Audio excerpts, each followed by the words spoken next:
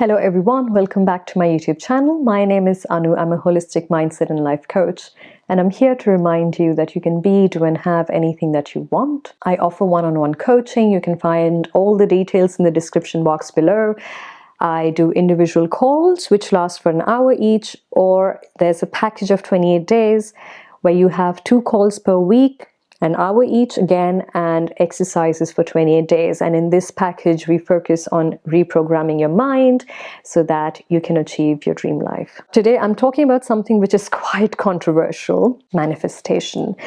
There's somebody who asked me on Instagram in my DM if I believe in manifestation. I have my thoughts about it, and I realized the taboo around this topic 2 years ago. I had my burnout and I was traveling with a friend of mine, and I was reading this book by Anjushi Sarkar. Now, Anjushi Sarkar is my soul sister. We've known each other for years now. We've never met in person, but we are in contact, and she's a very talented young woman with such high intellect, and I think now she's doing her PhD in history, and she's one of these multifaceted human beings that amaze me with all the capacities she holds.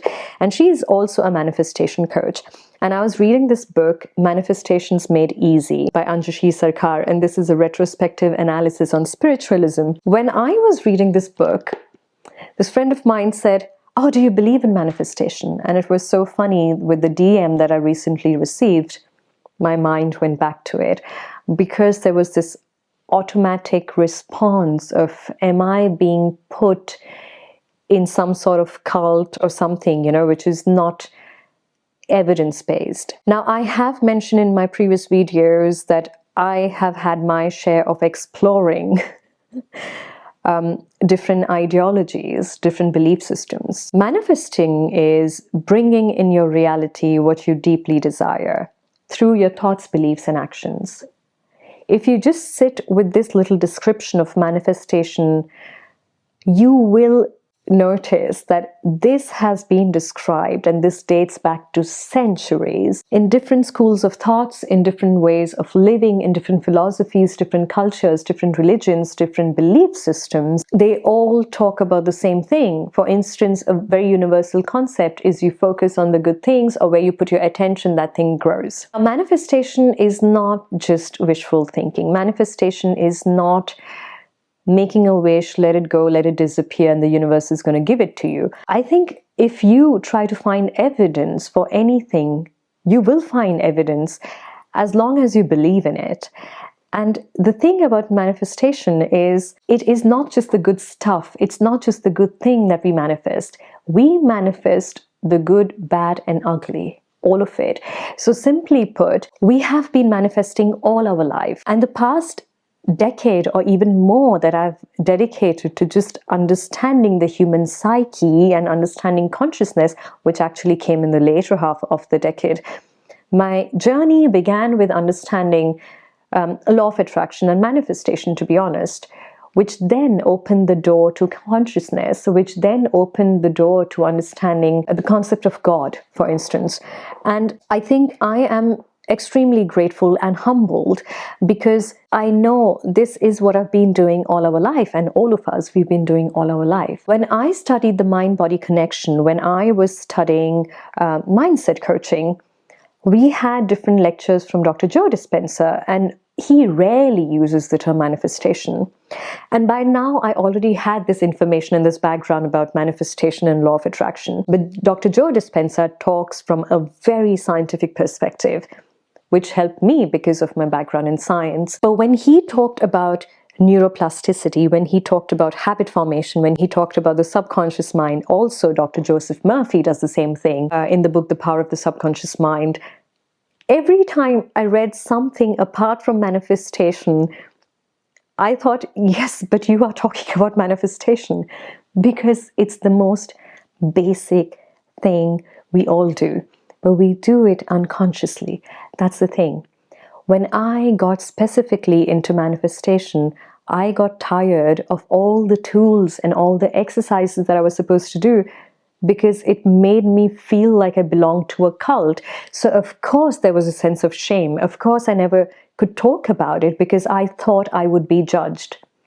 And I thought I would be judged because the methods that we talk about when it comes to manifestation is ridiculous. And I also did a bit of witchcraft in the past, which I'm not ashamed to say. I have been there and done all of it. But even when I did witchcraft, I think it all worked because it's the way the placebo works. So you do experience what you want to experience, what you truly believe in. You experience that. And the route through which you get to your destination or you get to your goal, it can be law of attraction, it can be manifestation, it can be meditation, it can be witchcraft, it can be letting God do it, it can be anything. The route does not matter. But I will tell you this, once you understand consciousness, once you understand what exactly is manifestation and how you've been doing it all your life, it makes the journey simple. So a witch who is drawing spells according to the moon cycle and according to where the planets are, and she goes to the forest and collects the herbs and does all her marking and all of that, you can do it. I think it's a very aesthetic way of doing it. But what if you can just do it by closing your eyes? Or not even closing your eyes. It's as simple as how we've been breathing all our life. The taboo around manifestation, law of attraction specifically, when they say you have to be positive all the time and you have to think good thoughts, blah, blah, blah, they have their way. Manifestation, it comes down to techniques. Manifestation comes down to repeating affirmations, what have you. Again, techniques.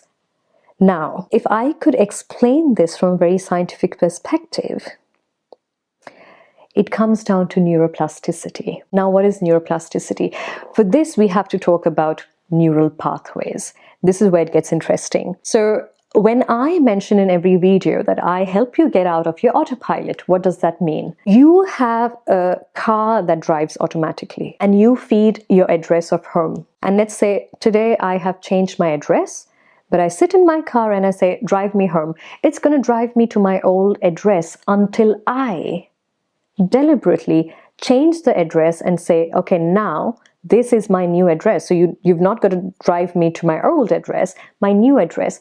What I'm doing is, this is breaking the habit of driving to the same past where I don't live anymore. How do we construct neural pathways? Now, this, you might have heard that brain cells that fire together wire together. If I've been a victim and I've identified as a victim for 20, 30, 40, 50 years of my life, and all of a sudden I say, oh, I want to be happy. I want to be free of all my past burdens. I have to do it repeatedly. Now, I have to do it until a new network forms, and the old one, I don't go back to that old route anymore, so it's going to shrink away. I'm not giving it as much power as I used to because I'm breaking the habit by creating a new habit. When you talk of law of attraction and they talk about gratitude, right? They talk about being grateful for something that you don't have. If you want your ideal health and you're not at the peak of your health, then you be grateful for already having it. That's law of attraction. Manifestation talks about different techniques, but they all boil down to repetition. But again, they bring you in your present tense. That you have to embody who you want to be. Right now, I am that what I desire to be. I am that now. I'm not going and fetching it. I'm not chasing after it. I am that now. Again, it brings you back to your present, and they make you repeat this over and over again. Again, what they're doing is you're constructing a new neural pathway. The same thing with the law of assumption. I think it's also like a branch of manifestation, but again, it's assuming the best outcome, assuming that you already have your desire. Again and again, what you're doing, you're constructing a new neural pathway. Now, this is a very scientific way of talking about manifestation, but it helped me tons when I was absolutely reason-minded and I wanted evidence of how things work. There's this saying, I think it's by Nikola Tesla, where he says, whether you believe you can or you cannot, in both ways you are correct. You are the whole and soul of your world. Instead of going out and chasing something, giving something the power externally, if you embody that now, that is manifestation. Manifestation is not a cause and effect. When you go out for proof, now a lot of times when people say my manifestation does not work, they come from a place of not wanting it to work somehow, just to prove their beliefs to be true. That's again manifestation. So when you say, I will feel abundance only if I get that car, only if I get that house, or you say, I will feel happy when I have the proof. So I will feel love only when I have my relationship, my ideal relationship. What manifestation tells you is you do the groundwork. You feel that abundance already despite of you not having that car. You feel that love already before you have that relationship. And a very good example is, a lot of you will relate to this. Me specifically, and I've seen this with a lot of my girlfriends, that we always got into relationship when we least wanted it. We were at the prime of our happiness. We were at the prime of our independence. We were not even looking for love. The last thing on our mind was relationship. That's when it happened. And you then have the honeymoon phase. Because you're so detached from it, you are so full by yourself that you're not dependent on somebody else to make you happy. And you have that honeymoon phase. And what happens after that? The mind starts creeping in. Your limiting beliefs start creeping in. Now you have the memory of your past and you know how your last relationship ended, and you get protective. So now we're starting to close our heart. And what happens? This person is going to show us exactly what happened in the past, because that's what we are looking for. And there's no shame in acknowledging that, yes, I had entertained the thoughts of breakup. I had entertained the thoughts of pain. I had entertained the thoughts from my past because it was painful. When you study the subconscious mind, you of course understand that the mind does not know the difference between imagination and reality. And we operate mostly from our past. When we operate from our past, we become extremely predictable, because what happened in the past is bound to happen again. How do you break that? If you want to achieve your dreams and goals and manifest something beautiful in your life, you change that chapter. You give your brain a map to the future. Until and unless you do that, you will come back again and again and say that manifestation does work. And that again is me telling you manifestation is still working. It doesn't always have to work in your benefit. Manifestation is not something which is always good. That's the point that we need to understand, that we have been doing it automatically all our life. We've been doing it all our life. I'm here to remind you that you need to get back to the driver's seat. You have let your brain run the circus. You've let the monkey be the boss of the circus. The problem is when the slave becomes the master. You are the master of your reality. You are the master of your mind. You have to train yourself. It's habit formation. When I talk about consciousness, and I talk very fondly about it in all my past, or at least the recent past videos, I do that from the perspective of making you understand that you're so much beyond your limitations. You are beyond every box that you put yourself in. And that's when I think manifestation is secondary. When you do something that you love, you're authentic. You're standing in your integrity. You do everything with grace and love.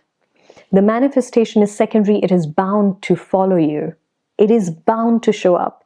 But the problem when people say manifestation fails is because they go out chasing for the proof.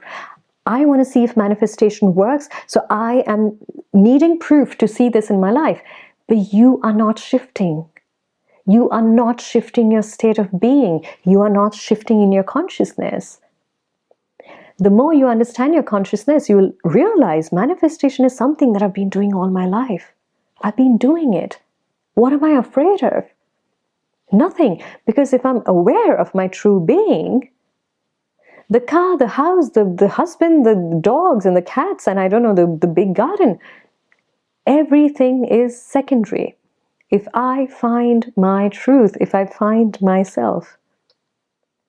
When you talk about changing your neural pathways, very good example would be, if you're right-handed, so I'm right-handed, so I brush my teeth with my right hand. Now, I want you to try this. From today, you tell yourself, I am going to brush with my left hand. And come back and tell me how successful you are. Without you even noticing, you'll switch to your right hand because that's a habit. That's manifestation. That is manifestation. When we talk about the subconscious mind and we talk about hypnosis, what happens during a hypnotic state is you can suggest the subconscious mind of a person who is being hypnotized or is in that state, that you feel heat and there's like a red hot iron held against your arm, and this person is physically going to show you a sign of a burn. Why?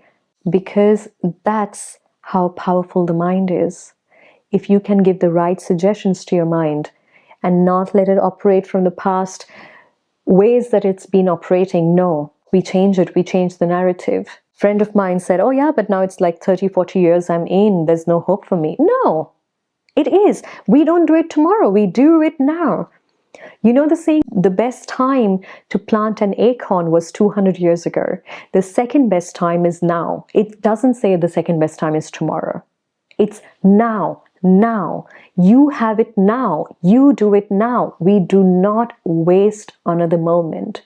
We've done enough in our life.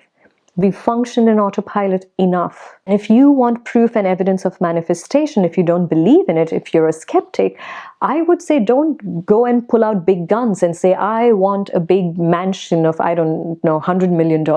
Why not say, I want to see just this color? Start with something small. Start with something where you don't have so much resistance, because even your resistance is your manifestation. And this is where I am tired of speaking about this topic again and again, this entire concept of I need to heal. When you have that narrative, if your dialogue is I need to heal, your brain is going to show you all the reasons why you need to heal. You waste your energy. If I say, this is what I need to overcome before I am happy, it's my belief, and I'll have more and more things to overcome. If my goal is to be a happy, successful, independent person, I do not have to wait for proof to feel it. Your association, what we understand about manifestation, is this big house, this big car, and a Chanel bag. There's nothing wrong with it. But try to understand the feeling attached to it. If having a Chanel bag makes me feel appreciated, can I not feel it right now?